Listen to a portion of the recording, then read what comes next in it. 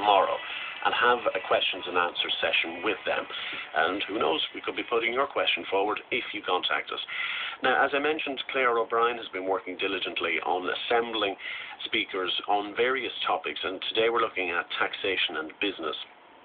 And Declan Ganley is a businessman, a founder of Libertas, which is a European think tank campaigning for a no vote.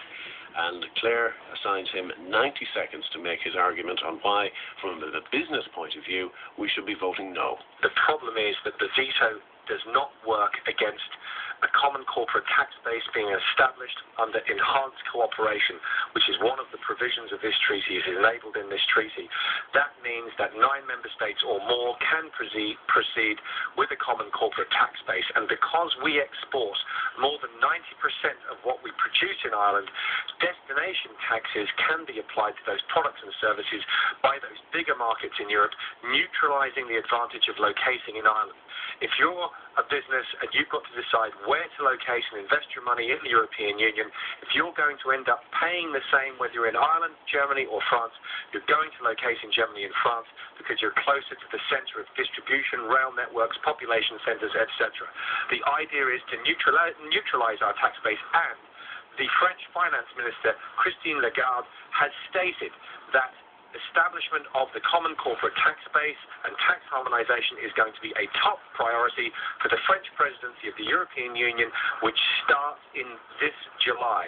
And this is what he meant when Giscard d'Estaing said about this treaty that public opinion will be led to adopt, without knowing it, the proposals that we dare not present to them directly. It is misleading of the yes side to say that there is no economic consequences to the downside for Ireland by saying yes to this treaty.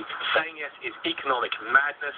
Now, Brendan Butler, is Director of Strategy, Trade, EU and International Affairs at the employers' body IBEC, and he has been campaigning for a yes vote. While the fundamentals of the Irish economy are strong, it is agreed by all commentators that a challenging economic climate lies ahead over the next 12 or 18 months. 14,000 people have lost their jobs in Ireland since the beginning of this year. That's 100 jobs a day.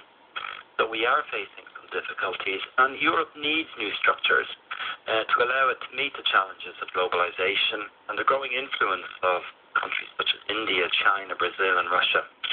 Measures in the Lisbon Reform Treaty will help Europe in this respect and will also help Ireland. The Lisbon Treaty will also specifically help Irish business and jobs through the measures in the treaty regarding energy security, transport infrastructure, research and development, education and training. And the treaty will also provide a boost to the single market. Irish companies export 90% of everything they produce, and therefore access to the European market has been a huge advantage and will be strengthened through a yes vote on June the 12th. The Lisbon Treaty also protects key national interests such as tax and our ability to attract foreign companies. The people who create jobs in Ireland are supporting the Lisbon Treaty.